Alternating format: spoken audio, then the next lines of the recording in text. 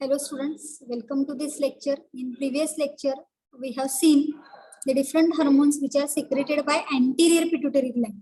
Now, in today's lecture, we are going to see the hormones which are released by the posterior pituitary gland. The hormones which are released by the neurohypophysis or the posterior pituitary gland, that region is known as the pars nervosa region. Okay, and the two hormones which are released by this pars nervosa region of the neurohypophysis, one of that is the antidiuretic hormone ADH, or it is also called as a vasopressin, and second hormone, it is known as the oxytocin or birth hormone. So these two hormones are secreted by hypothalamus. This point very well you can remember for the examination point of view, that the ADH or vasopressin and oxytocin or birth hormone, these two hormones are secreted by hypothalamus, and then they are stored into this region neurohypophysis, and from nervosa region they are released in our body. Okay, so one by one here we have to see the function of these hormones. So first we have to see here antidiuretic hormone or ADH, or it is also called as a vasopressin. So first here we have to see the functions of these hormone. So function first is in excretion topic in 11th standard, the role of this hormone we have very well studied, that ADH is acting on distal convoluted tubule DCT of the nephron, and it is responsible for increasing permeability of the DCT. So very well known function already we have studied in the 11th standard in excretion topic, that ADH is responsible for increasing permeability of the distal convoluted tubule in the nephron. Second, absorption of water from the ultrafiltrate and regulates water balance of the body fluid. So second important function related to this permeability increase, that it is responsible for water absorption from the ultrafiltrate and it is regulating water balance of the body. So when the body is requiring water, at that time from the ultrafiltrate in the kidney, the water is absorbed by the influence of this ADH. That point you have to remember. जेव्हा आपल्या शरीराला पाण्याची गरज असते त्यावेळेला आपल्या शरीरामध्ये kidney मधून जो अल्ट्राफिल्ट्रेट पास होत असतो त्या नेफ्रॉन मधून, त्यावेळेला त्या नेफ्रॉन मधून पास होणाऱ्या अल्ट्राफिल्ट्रेट मधलं पाणी जे आहे ते आपल्या बॉडीमध्ये या डीसीटीच्या मार्फत काय केलं जातं, रिअब्सॉर्ब केलं जातं.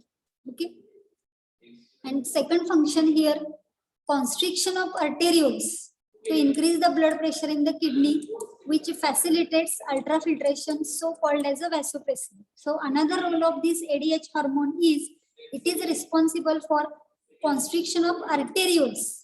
In excretion topic, during the study of nephron structure, we have already seen the blood which is coming towards the nephron, it is from the afferent arteriole, and the blood goes out of the nephron through efferent arteriole. हे दोन आर्टेरिओलची माहिती आपण किडनीच्या नेफ्रॉनच्या structure मध्ये बघितलेली होती. तर afferent arteriole आणि efferent arteriole यांच्यामध्ये कॉन्स्ट्रिक्शन घडवून आणण्याचं काम या ADH थ्रू केलं जातं, ज्याच्यामुळे ब्लड प्रेशर काय होतं, इन्क्रीज होतं, कारण डायमीटर मोठा असतो, त्याचं कॉन्स्ट्रिक्शन झाल्यामुळे डायमीटर कमी होतं. Automatically blood pressure will increase and therefore there will be increase in the ultrafiltration rate, and here the blood pressure is increasing due to the constriction, hence blood vessels are getting pressed, and name is given here is the vasopressin. Vaso means a vessel and pressin means a pressing.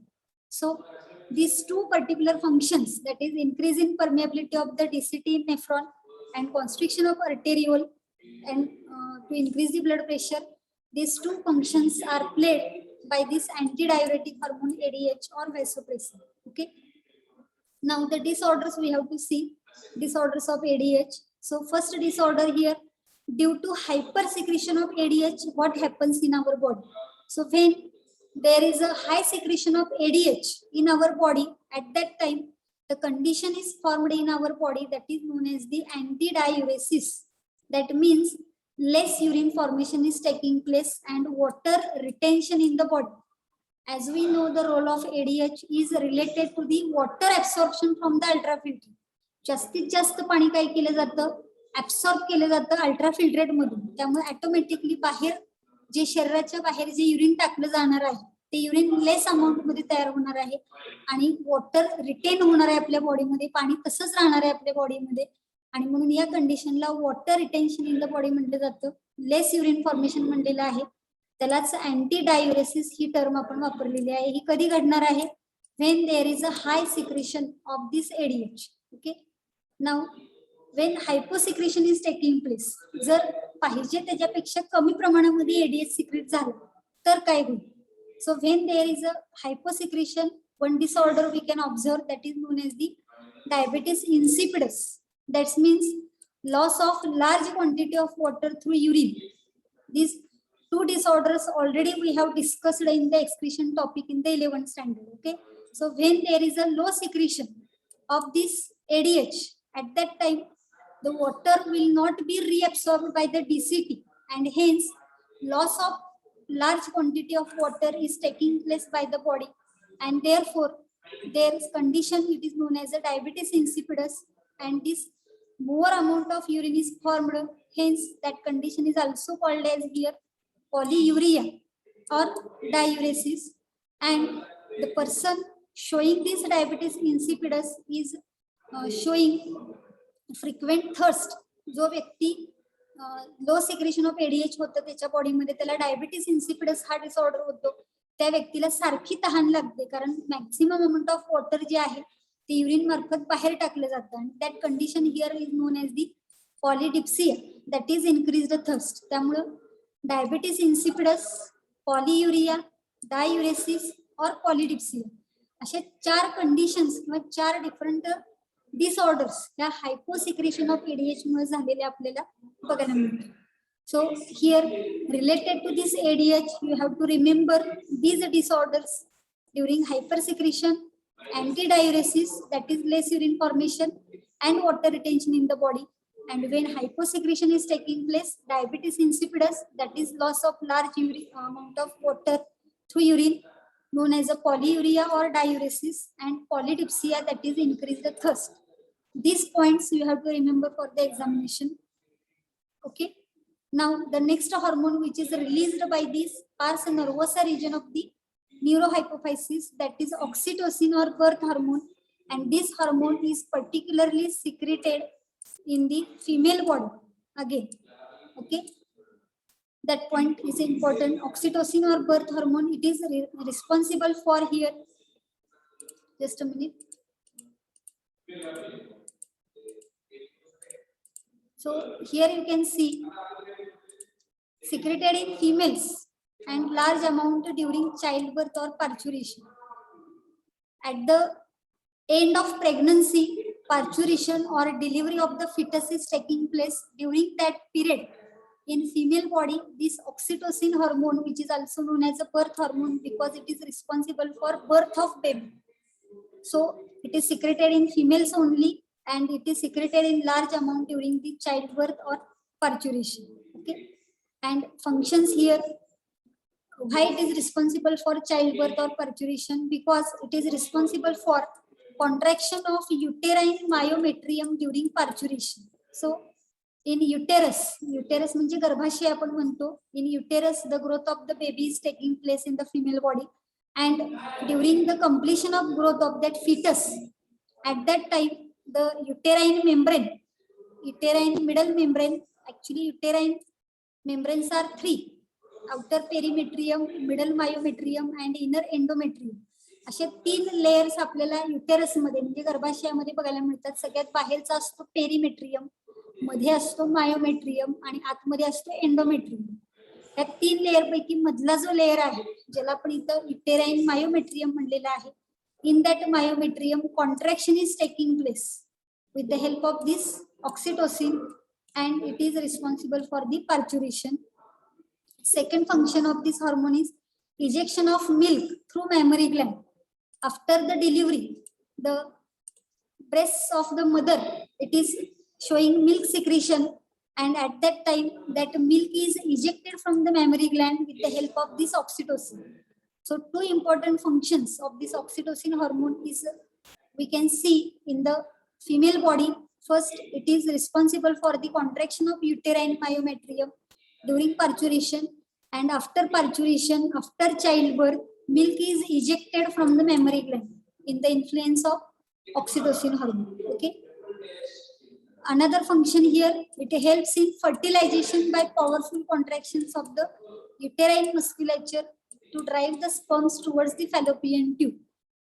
ज्या वेळेला mail gamete आणि female गॅमेटचं fertilisation होणार असतं त्यावेळेला sperm जो आहे तो female genital tract मध्ये काय करत जातो, स्विम करत जातो फॅलोपियन ट्यूब पर्यंत.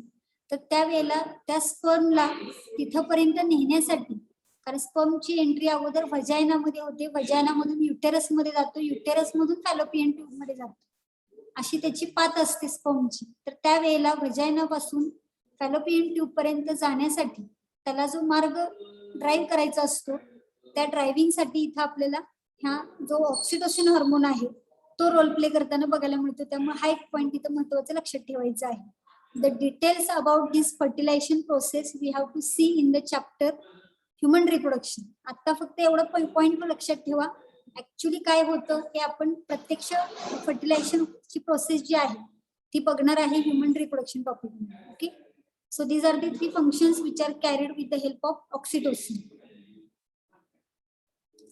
So here the hormones which are secreted by the pituitary gland or some hormones are released by the pituitary gland. The all information related to the all hormones, their functions and their disorders we have completed. Now the last point related to this pituitary gland that we have to see, which is from the NCERT book, that hormones of the pituitary gland and its relationship with the hypothalamus. This point is related to the NEET exam from the NCERT. So the point here, the hormones of pituitary gland are originating in the hypothalamic neurons, pass through axons and are released from their nerve endings. So the hormones of the pituitary gland are firstly originated in hypothalamic neurons. Hypothalamic neuron मध्येच पहिल्यांदा काय केले जातात, pituitary ग्लँडचे जे hormones आहेत ते secrete केले जातात. Then from these neurons they are passed through axons and then they are released by from their nerve endings, and here these hormones reach the pituitary gland through a portal circulatory system and regulates the function of anterior pituitary. जसं सुरुवातीलाच आपण बघितलेलं होतं की hypothalamus मधून दोन प्रकारचे hormone secret केले जातात, stimulating hormones and inhibiting hormones. In stimulating hormones the hormones are stimulating the pituitary gland to secrete particular hormone, and the inhibiting hormones are responsible for inhibition of the hormones which are secreted by the pituitary gland. म्हणजे pituitary Gland मधून जे hormone secret केले जातात, आता आपण नावं त्याची मागच्या लेक्चर मध्ये आणि कालच्या आजच्या लेक्चर मध्ये बघितलेली आहेत की जसं एसटीएच आहे सोमॅटोट्रॉपिक हार्मोन और ग्रोथ हार्मोन, एसीटीएच आहे ऍड्रिनोकॉर्टिकोट्रॉपिक हार्मोन, टीएसएच आहे थायरॉइड स्टिम्युलेटिंग हार्मोन, प्रोलॅक्टिन और ल्युटेट्रॉपिक हार्मोन, आणि शेवटचा आपण गोनाडोट्रोपिन हार्मोन बघितला त्याच्यामध्ये एफएसएच आहे आणि एलएच आहे किंवा त्याला आयसीएसएच म्हटलं जातं. हा पार्स डिस्टॅलिस रिजन मधून हे 5 हार्मोन सिक्रेट केले जातात. पण हे हार्मोन पिट्युटरी ग्लँड कधी सिक्रेट करायचे हे सांगण्यासाठी त्याच्यावरती कंट्रोलिंग कोण करतं, हायपोथॅलॅमस करतो, आणि त्याच्यासाठी हायपोथॅलॅमस मधून काय केले जातात, स्टिम्युलेटिंग हार्मोन सिक्रेट केले जातात आणि इनहिबिटिंग हार्मोन सिक्रेट केले जातात. तर तो रिलेशन जो आहे त्यांच्यामधला तो आपल्याला इथे सांगता येईल. So here and the posterior pituitary is under the direct neural regulation of the hypothalamus. त्यातला पोस्टिरियर पिट्युटरी ग्लँडचा जो पार्ट आहे तो मात्र डायरेक्ट रेग्युलेशन मध्ये आहे, कारण हॉर्मोन जे आहेत ते हायपोथॅलॅमस मध्येच सिक्रेट होतात आणि directly they are released from the posterior lobe or the neurohypophysis. Okay, so this point we have to see in the diagram. So here you can see the relationship between the pituitary gland and other endocrine glands. So you can see here this region is known as the hypothalamus. In hypothalamus these are the neurosecretory cells. You can see here these are the neurosecretory cells. Here are there some and here are some. So these neurosecretory cells are actually secreting here stimulating hormone or inhibiting hormone which are influencing the secretion of hormones by the anterior pituitary. Okay, and this system here, the network of blood vessels, it is known as the pituitary portal system. इथे मध्ये तुम्हाला बघायला मिळेल pituitary portal system, and here the hormones which are directly secreted by the hypothalamus are stored into this posterior pituitary and they are directly released by this posterior pituitary. म्हणजे hypothalamus मधून जे stimulating आणि inhibiting hormone secret केले जातात ते anterior pituitary वरती act होतात आणि मग अँटीरियर पिट्युटरीचे हार्मोन्स आहेत ते कोणावरती ऍक्ट होतात तर जसं आता आपण बघितलं की FSH आणि LH असेल तर तो ओव्हरीज आणि टेस्टिस वरती ऍक्ट होतो. काही हार्मोन बोन्स आणि टिश्यूज जसं ग्रोथ हार्मोन आपण बघितला GH और सोमॅटोट्रॉपिक हार्मोन मॅमरी ग्लँड वरती ऍक्ट होणारा प्रोलॅक्टिन आहे. ऍड्रिनल ग्लँड वरती ऍक्ट होणारा ACTH आहे ऍड्रिनोकॉर्टिकोट्रॉपिक हार्मोन आणि थायरॉइड वरती ऍक्ट होणारा TSH आहे. असे 5 हार्मोन काय केले जातात अँटीरियर पिट्युटरी ग्लँड मधून सिक्रेट केले जातात. पण हे हार्मोन कधी सिक्रेट करायचे किती प्रमाणात सिक्रेट करायचे याचं कंट्रोलिंग कोण करत असतं हायपोथॅलॅमस करत असतं. आणि 3 हार्मोन हे पोस्टिरियर पिट्युटरी मधून काय केले जातात रिलीज केले जातात. त्यापैकी आपण एक बघितला पहिला ADH और वॅसोप्रेसिन त्याची ऍक्शन तुम्हाला किडनीमध्ये असणाऱ्या नेफ्रॉन वरती झालेली बघायला मिळते. आणि सेकंड आपण फंक्शन बघितलं सेकंड हार्मोन आहे ऑक्सिटोसिन और birth hormone which is acting on the mammary gland and also it is acting on the uterus. So in this way the different hormones which are secreted by pituitary gland or released by pituitary gland all these hormone controlled by the hypothalamus. This relationship we have to remember for the examination point of view. Okay, so in this way the hormones of the pituitary gland we have completed. Is there any query? Tell me in the chat box. The hormones of the pituitary gland, all hormones and related information clear झाली का बघा. कोणाची काही शंका आहे का याच्या बाबतीमध्ये? ओके ठीक आहे चला. सो आपण नेक्स्ट ग्लँडला सुरुवात करूया. इथं पिट्युटरी ग्लँडची माहिती संपलेली आहे. Okay now we have to see the next endocrine gland that is the pineal gland. So in previous some lectures we have seen the different endocrine glands and location of these endocrine glands in the human body. The first endocrine gland or the first endocrine part that is hypothalamus we have completed. Then second endocrine gland pituitary gland that we have completed. Now the third endocrine gland here pineal gland. About this gland we have to see the detailed information. So this pineal gland is also present in our head region.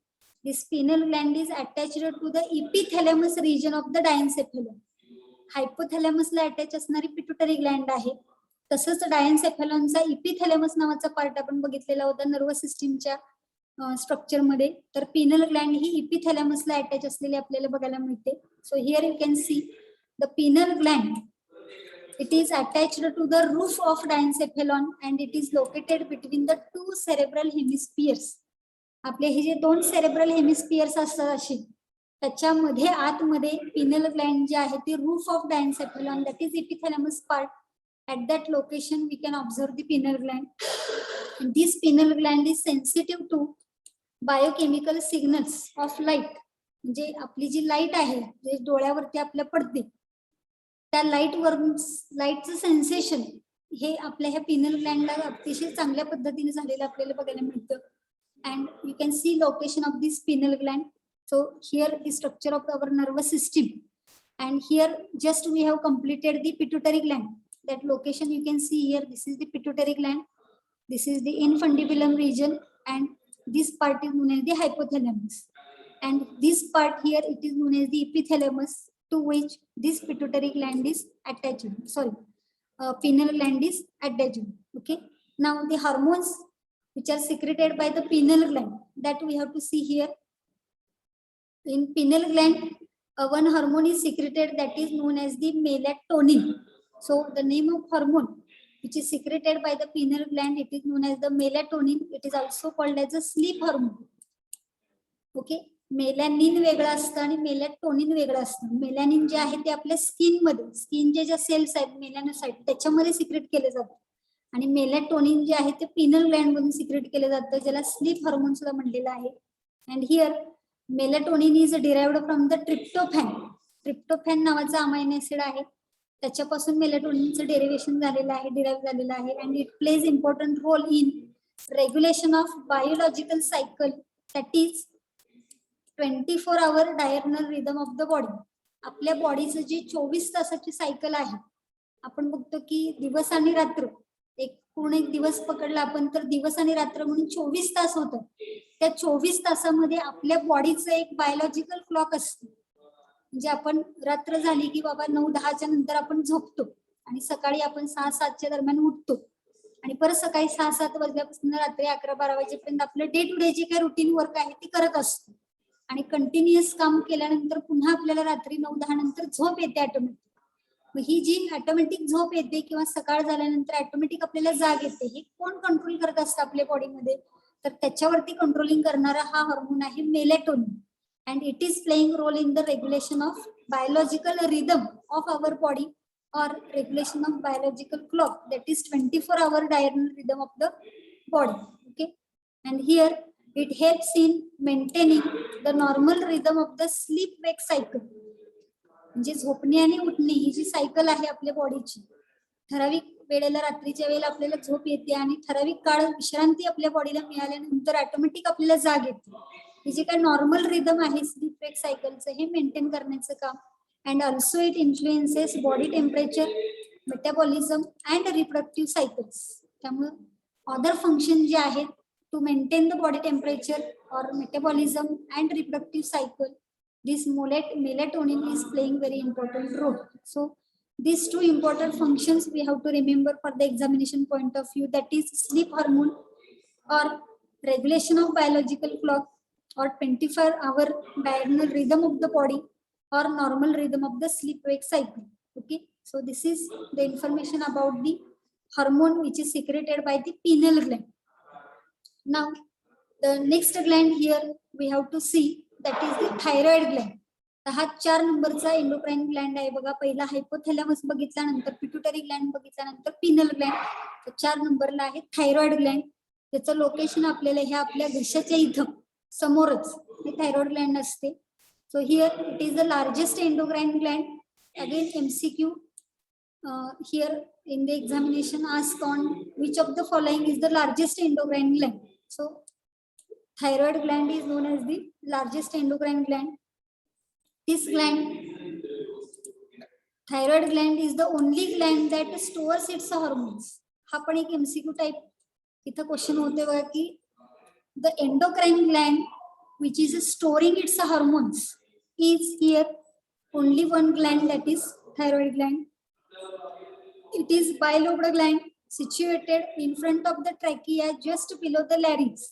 And it is richly supplied with the blood vessel. Location बघायचं काय आहे, bye lobed आहे म्हणजे 2 lobe आहेत. Situated in front of the trachea just below the larynx. आपला आवाज जिथून बाहेर येतो, लॅरिंग्स साऊंड प्रोड्युसिंग ऑर्गन, त्याच्या खालच्या बाजूला आपल्याला ही ग्लँड बघायला मिळते. And the 2 lobes of the thyroid gland are connected non secretory band, that is known as the isthmus. 2 lobe एकमेकाला जोडण्यासाठीचा जो एक पार्ट आहे त्याला इस्थमस असं म्हणलेलं आहे. Late us see the structure of thyroid Gland in the diagram. So here you can see the location of the thyroid Gland. हा थायरॉइड कार्टिलेज म्हणलेला आहे वरती, ज्याला आपण लॅरिंग्स पण म्हणू शकतो, साऊंड प्रोड्युसिंग ऑर्गन, आणि ही थायरॉइड ग्लँड आहे. हा एक लोब इकडचा दिसतोय, तर बघू शकता तुम्ही, हा राईट लोब आहे, हा लेफ्ट लोब आहे, आणि या दोघांना जोडणारा हा जो मधला पार्ट आहे त्याला इस्थमस म्हणलेला आहे. हा ट्रॅकिया म्हणजे आपली श्वसन नलिका आहे. ह्या श्वसन नलिकेच्या फ्रंटला लॅरिंगच्या खालच्या बाजूला हे लोकेशन आपल्याला बरोबर हे आपल्या घशाच्या इथं ही थायरॉइड ग्लँडचं लोकेशन सांगता येईल. Okay, next here this thyroid gland और the thyroid lobes are made up of rounded follicles which are held together by interfollicular connective tissue called as a stroma. Means here in thyroid lobes a matrix is present or it is showing follicles. Actually the functional unit of this thyroid lobe is the thyroid follicle, and these follicles are interconnected with each other with the help of interfollicular connective tissue called as a stroma. And in stroma it contains blood capillaries and a small group of parafollicular cells, or it is also called as a seal cells. त्या stroma मध्येच तुम्हाला काय बघायला मिळतात, पॅराफॉलिक्युलर cells किंवा C cells बघायला मिळतात. And the thyroid follicles are composed of cuboidal epithelial cells. Thyroid फॉलिकलच्या लाइनिंग मध्ये आपल्याला आतल्या बाजूला क्युबॉइडल एपिथेलियलचं लाइनिंग बघायला मिळतं. Let us see all these points in the diagram. And here the structural and functional units of thyroid gland are known as the thyroid follicles. So here you can see the diagram. TS of thyroid gland जर आपण बघितलं तर इथं तुम्हाला हे rounded follicles बघायला मिळतात. बघा 3 फॉलिकल्स दाखवलेले आहेत आणि त्याच्यामध्ये तुम्हाला डॉटेड स्ट्रक्चर दिसतं, त्याला स्ट्रोमा म्हणलेलं आहे. त्याला इंटर फॉलिक्युलर कनेक्टिव्ह टिश्यू किंवा स्ट्रोमा म्हणलं जातं. In stroma a small group of cells, इथे एकच ग्रुप दाखवलेला आहे बघा, पॅराफॉलिक्युलर सेल्स किंवा त्याला सी सेल्स म्हणलेले आहे. ओके, आणि हे जे आहेत ते राउंडेड फॉलिकल्स आहेत आणि ह्या राउंडेड फॉलिकल मध्ये आतल्या बाजूला जी लाइनिंग आहे ती क्युबॉइडल एपिथेलियम म्हणलेलं आहे. हे एक फॉलिकल आहे, हे दुसरं फॉलिकल आहे, हे तिसरं फॉलिकल आहे. असे नंबर ऑफ फॉलिकल्स आपल्याला थायरॉइड ग्लँड मध्ये बघायला मिळतात. And the hormones which are secreted by thyroid gland are actually secreted by these follicles. म्हणजे थायरॉइड ग्लँड मध्ये जे सिक्रेशन होतं ते प्रत्यक्षात कोण सिक्रेशन करत असतं? हे फॉलिकल सिक्रेशन करत असतं. आणि एक हार्मोन जो आहे तो ह्या पॅराफॉलिक्युलर सेल मधून सिक्रेट केला जातो. म्हणजे काही हार्मोन हे फॉलिकल मधून सिक्रेट होतात आणि एक हार्मोन जो आहे तो ह्या पॅराफॉलिक्युलर सेल मधून सिक्रेट केला जातो. So let us see one by one the hormones which are secreted by the thyroid gland. So here the hormones of thyroid gland. First hormone, it is known as a thyroxine, which is also called as a tetraiodothyronine T4 or triiodothyronine T3, which are secreted by the follicular cells. म्हणजे जे follicle आहे त्या follicle मध्ये असणारे जे cells आहेत क्युबॉइडल epithelial cells, त्यांच्यापासून हा हार्मोन सिक्रेट केला जातो, ज्याला टेट्राआयडोथायरोनिन किंवा ट्रायआयडोथायरोनिन म्हणलेलं आहे, which is secreted by the follicular cells. The second hormone here, it is known as a thyrocalcitonin, which is secreted by parafollicular cells. म्हणजे मध्ये फॉलिकलच्या मध्ये जो ग्रुप ऑफ सेल असणार आहे छोटासा, त्याला पॅराफॉलिक्युलर सेल्स किंवा सी सेल्स म्हणलेला आहे, त्यांच्यामधून सिक्रेट केला जाणारा हार्मोन आहे थायरोकॅल्सिटोनिन. आणि थायरॉक्सिन हार्मोन जो ऍक्च्युली फॉलिकल मधून सिक्रेट होणार आहे. असे पर्टिक्युलर 2 हार्मोन्स हे आपल्या थायरॉइड ग्लँड मध्ये सिक्रेट केले जातात. त्यामध्ये आपण थायरोकॅल्सिटोनिन T3 and T4, all these hormones are iodinated derivatives of amino acid tyrosine. Means here all the hormones which are secreted by the thyroid gland are here derived from amino acid tyrosine. हा सुद्धा point एक्झामच्या दृष्टीने महत्वाचा आहे. कुठले hormone आहेत ते तर महत्वाचं आहेच, पण त्यापैकी हा हार्मोन कुठल्या अमायनो ऍसिड पासून डिराईव्ह केलेला आहे तर तो टायरोसिन आहे, हे लक्षात ठेवायचं आहे.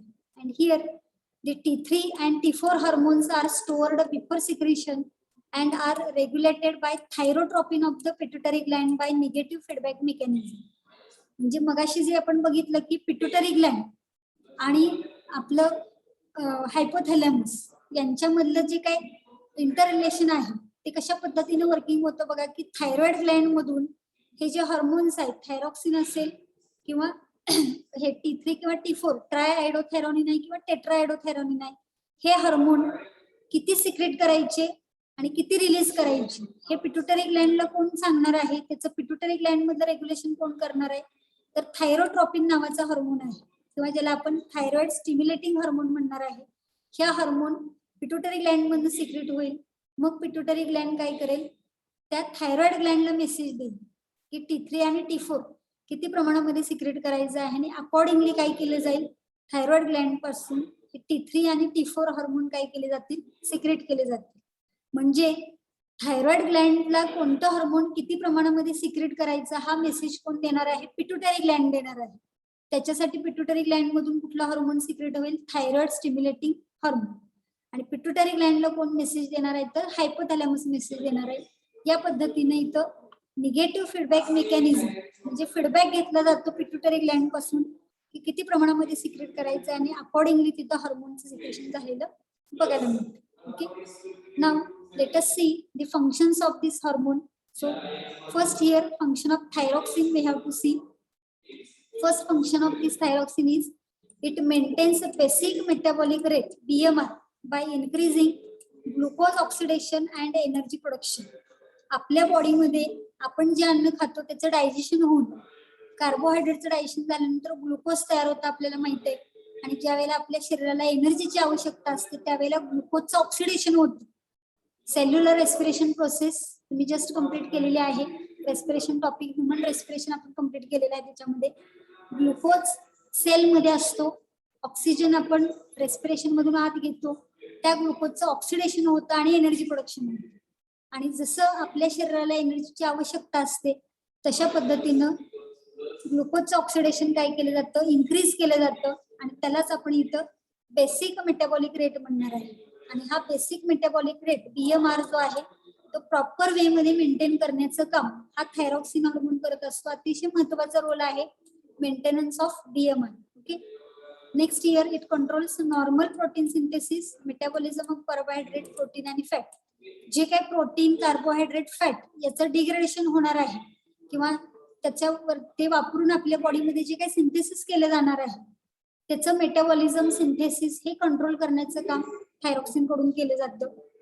Next here it controls physical growth, development of the gonads and mental growth. पूर्ण शरीराची वाढ असेल.